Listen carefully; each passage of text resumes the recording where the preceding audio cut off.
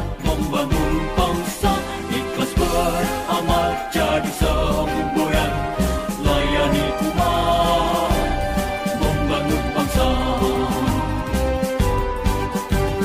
Berkhidmat untuk umat dalam keberagaman, bersatu padu bergerak dan berkarya, wujudkan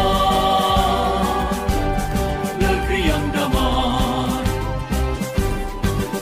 Berkhidmat untuk umat, membina, membimbing dan mendidik, wujudkan masyarakat taat beragama, wujudkan masyarakat sejahtera lahir dan batin. Berkhidmat untuk umat, membina, membimbing dan mendidik,